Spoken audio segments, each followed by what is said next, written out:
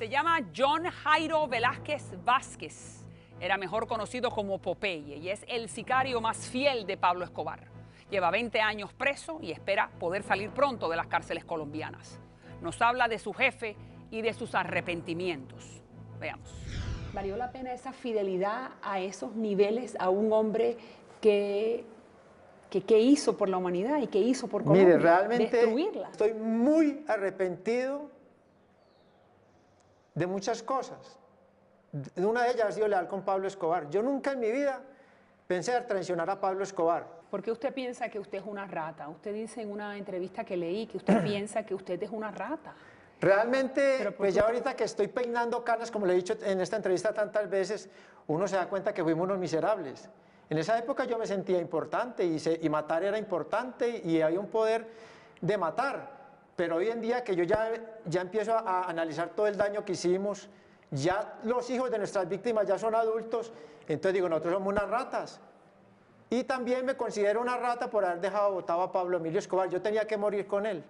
¿Cuál fue el momento donde sintió más miedo usted?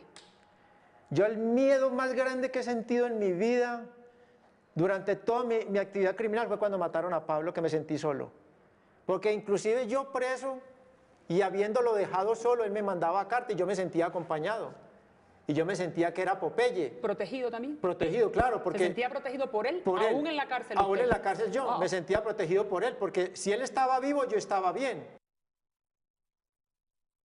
Y bueno, son 20 años de la muerte de este, sin duda, uno de los capos más importantes de la historia de la humanidad, y está con nosotros el profesor de la Universidad Internacional de la Florida, de la Escuela de Leyes, sin duda un muy conocedor de Colombia, colombiano. Gracias, profesor. Gracias, profesor Uribe, por estar con nosotros. Y entonces, toda Colombia se está en este momento haciendo como una introspección de qué significa estos 20 años. Sabemos que la hermana de Pablo Escobar ha salido públicamente y le ha pedido perdón a los colombianos por lo que su hermano hizo. Entonces, desde su punto de vista, ¿dónde es que Escobar cambia a Colombia? María Elvira, hay muchísimas dimensiones del impacto de Pablo Escobar en la sociedad colombiana. Okay. Una dimensión económica es que evidentemente Pablo Escobar, junto con otra serie de capos que lo acompañaron, acumularon fortunas enormes y esas fortunas terminaron invirtiéndose en la compra de tierra, en la compra de propiedades, en la construcción de una cantidad de negocios, de edificios, en fin, la construcción experimentó un auge enorme, etcétera, etcétera. Entonces, económicamente... Y gente que le agradece esa compra. Y gente que un barrio popular, particularmente en Medellín, le agradece haber construido más de 400 viviendas modestas, pero que de alguna manera solucionaron problemas de gente que era totalmente miserable. Desde el punto de vista político, Pablo Escobar evidentemente penetró con sus dineros y sus estructuras la política colombiana, así como lo hicieron otros carteles de la droga. Generó corrupción a nivel de la administración pública en Colombia, generó lo que el narcotráfico generalmente genera, que es disolución de los valores morales, de los valores políticos. Desde el punto de vista cultural, Pablo Escobar inauguró una mentalidad muy lamentable, que es la mentalidad de la plata fácil. Okay. De que uno puede salir adelante enriqueciéndose de la noche a la mañana y de que, como Gabriel García Márquez lo dijo, uno puede enviciarse a la plata fácil. Incluso García Márquez dijo, generó un vicio más fuerte, claro, que la adicción a la droga, que es la adicción al dinero fácil. Y lo que eso trae, las y mujeres lo que bonitas, todo eso trae, ¿no? Absolutamente. Sí, que también envicia al resto del entorno. Absolutamente. Y otra dimensión del legado de Pablo Escobar, una dimensión muy trágica, es que sembró a Colombia de muertos. Claro. Pablo Escobar y sus organizaciones se calcula que pueden haber asesinado entre 10.000 y 15.000 personas, una por una, otras en asaltos colectivos, en bombas que se pusieron en las ciudades, en edificios de sus enemigos, etcétera, etcétera, de tal manera que ese también es otro legado importante. Bueno, ahí está uno de sus sicarios más importantes, lo que nos lo está diciendo, que él mataba por un tipo, una experiencia religiosa, sí, o seguir a un líder que llegó a esos niveles. Este solo sicario se dice que puede haber matado a más de 300 personas, este solo individuo. No obstante, el gran miedo de todos ellos era la extradición, que ya no es el caso en este momento, y de eso vamos a hablar ahora, pero déjeme solamente, permítale mostrar cuando le pregunto a Popeye por qué le temían tanto a la extradición. Adelante. Y nosotros somos colombianos, nosotros somos un país pueblito. Y hay una cosa muy grave para un colombiano que es el concepto de extraterritorialidad. Sacarlo a uno de sus costumbres y entregarlo a otras personas de otras costumbres, de otro idioma. Y fuera de eso, en los Estados Unidos de Norteamérica no hay visita íntima. La visita con la familia es a través de un vidrio. Todo es antipersonal. Y realmente los colombianos, así seamos pobres, somos muy orgullosos. Y queremos que si nos van a matar, pues que nos maten nuestros propios colombianos. Si nos van a enterrar, que nos entierren nuestros propios colombianos. Pero usted está de acuerdo en que ustedes estaban introduciendo una sustancia que era cocaína y que era droga y que estaba matando a los propios niños norteamericanos. Eso es correcto. Entonces los norteamericanos tenían cierto derecho a atrapar a los que estaban haciéndole daño a su sociedad. ¿No es así? Eso es totalmente correcto. Lo que pasa es que nosotros, como teníamos una venda en los ojos que se llamaba Pablo Emilio Escobar Gaviria, no vemos eso. Hoy viene una ciudadana norteamericana y me lo dice, le doy la razón. Detrás de todo hogar que se destruye en los Estados Unidos, detrás de todo accidente de tránsito, detrás de todo gran ejecutivo que se destruye en los Estados Unidos, está la cocaína de la matica que siembran los campesinos aquí en Colombia. Estamos en lo correcto. Pero fíjese, profesor, bueno, de eso le toca a usted de cerca porque usted es colombiano y el gran temor, y él me lo repite en todo momento, de Escobar era que los agarraran los norteamericanos y los metieran en una cárcel federal. Él prefería morir en Colombia que vivir en los Estados Unidos. Sí, ellos desarrollaron esa consigna, preferimos una tumba en Colombia que una cárcel en los Estados Unidos. Y entonces, ¿por qué ese temor? A él le preguntaron eso en una entrevista que apenas fue revelada 20 años después de haber sucedido y él dijo que él simplemente pensaba que en Estados Unidos se obraba con un doble estándar, que a los norteamericanos los trataban bien en las prisiones, que a los latinos los trataban mal, que él no iba a dejar caer, no se iba a dejar caer en manos de una prisión en Estados Unidos y que de nuevo, si era necesario, iba a declarar la guerra, como lo hizo contra la extradición de colombianos a los Estados Unidos. Y que pone al Estado colombiano de rodillas, cuando digo al principio de este reportaje, que obliga a que el Estado colombiano, al gobierno de turno, no negocie con los Estados Unidos de que yo a estos señores no te los voy a mandar. Claro, negocie con los mismos narcotraficantes, no solo con Estados Unidos. Pablo Escobar Gaviria lo que hizo fue forzar al gobierno colombiano a básicamente abolir la extradición y a permitirle a él construir una prisión donde fue alojado por más de un año a cambio de nuevo de no seguir la guerra terrorista que había declarado contra el país. Una prisión que él mismo construye con sus propias especificaciones, claro. ¿no? Porque el mismo Popeye nos los cuenta en esa entrevista de que ellos tenían la cocina, el aire acondicionado, las muchachas. Era una casa como de veraneo. Designaban incluso el personal de vigilancia. Sí. Increíble. Déjeme solamente mostrarle otro fragmento de cómo mataban. Adelante. He aprendido una cosa importantísima, a valorar las cosas pequeñas. Y aprendí una cosa importantísima, que el crimen no vale la pena. Que ser un criminal... Pero me lo está diciendo de corazón, no porque corazón. Es lo que hay que decir. No, hay que decirlo no. Yo se lo he dicho a las psicólogas del penal que me están preparando para la libertad. Yo le he dicho, yo no sé si voy a ser capaz. ¿Capaz de qué? De llevar una vida recta, porque de un momento a otro... pero qué interesante, usted no sabe si va a ser capaz de poder llevar una vida recta. ¿Por qué? ¿Y a qué le tiene miedo volver a hacer? No, ¿Podría matar a alguien otra vez? No, yo no vuelvo a recibir un contrato para matar a una persona. No, si no estamos hablando de contrato, estamos hablando por iniciativa propia. Sí, si yo estoy en mi casa sí. y vienen 10 a matarme, yo tengo que matar siquiera uno. Pero ¿y por qué va a pensar que van a venir 10 a matarlo? Porque si me ubican, yo tengo muchos enemigos. Okay. Y yo no puedo ser deshonesto en su cara, María Elvira, a decirle a usted que no, que si vienen a matarme yo cojo la Biblia. No, yo me defiendo, porque yo he leído la Biblia 3 veces y en ninguna parte dice que tengo que ser bobo. Entonces, ¿pero qué? Hay muchas cosas delicadas en la sociedad que yo no sé, que yo llevo 21 años en la cárcel. Yo no sé cómo se maneja la vida en la calle. Entonces, me están preparando las psicólogas del penal para un problema en una fila, para un choque con un automóvil, cómo tengo que reaccionar. Claro. Para la vida en sociedad.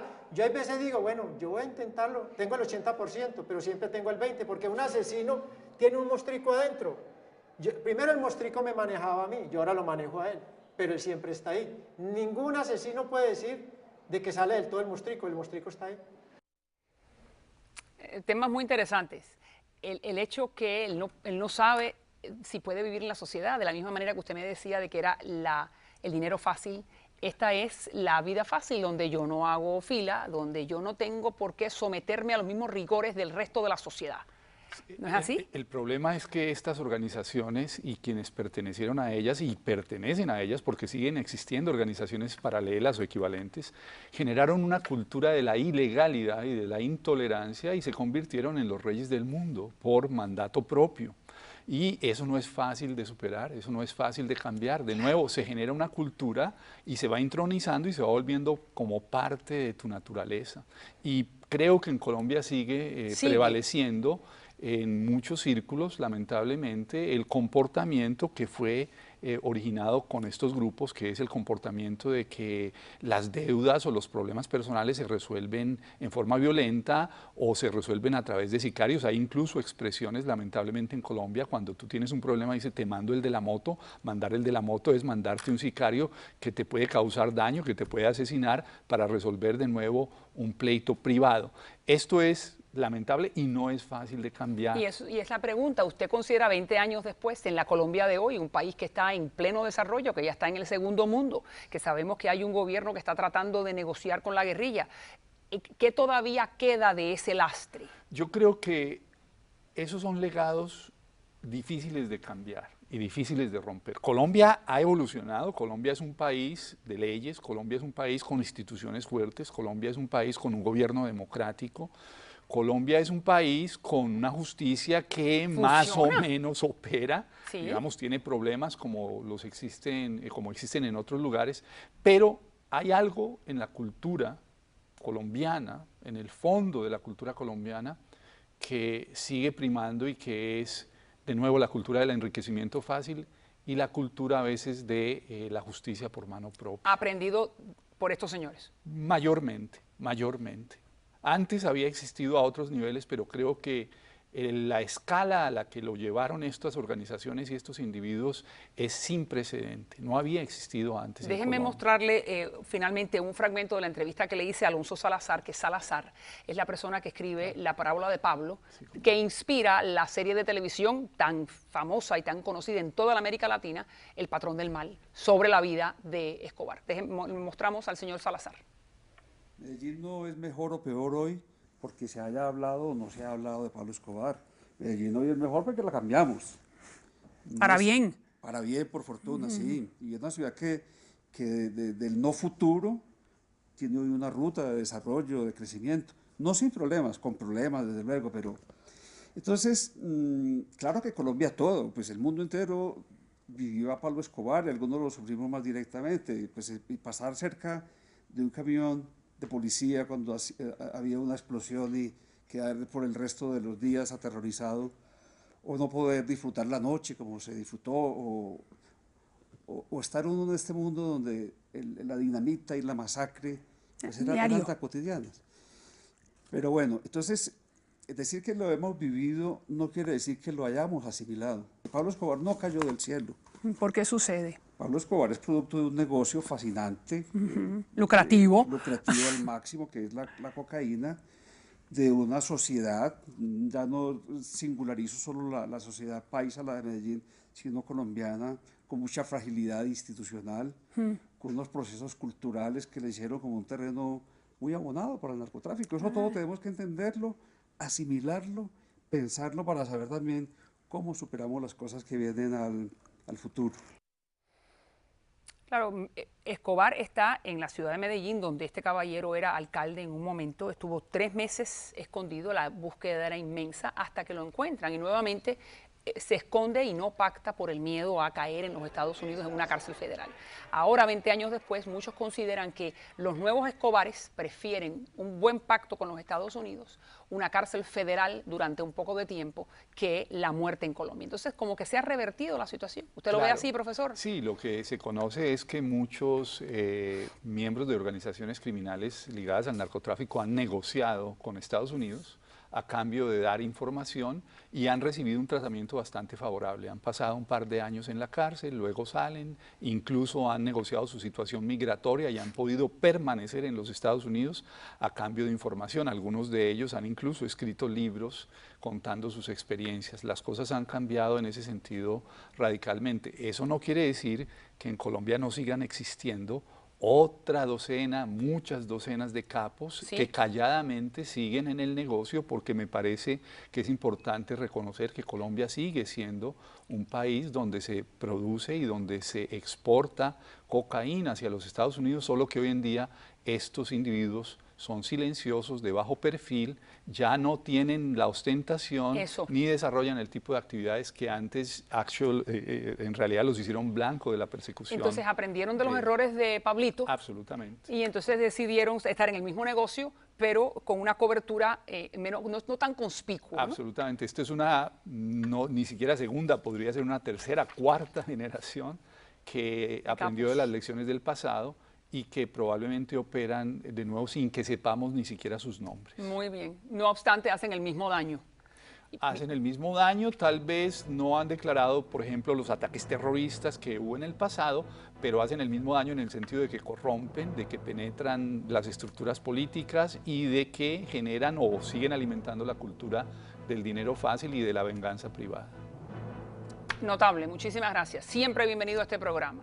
Me encanta su muy amable. explicación. Muchas gracias. Que Dios bendiga a los colombianos y que puedan librarse de esta lastra tan espantosa.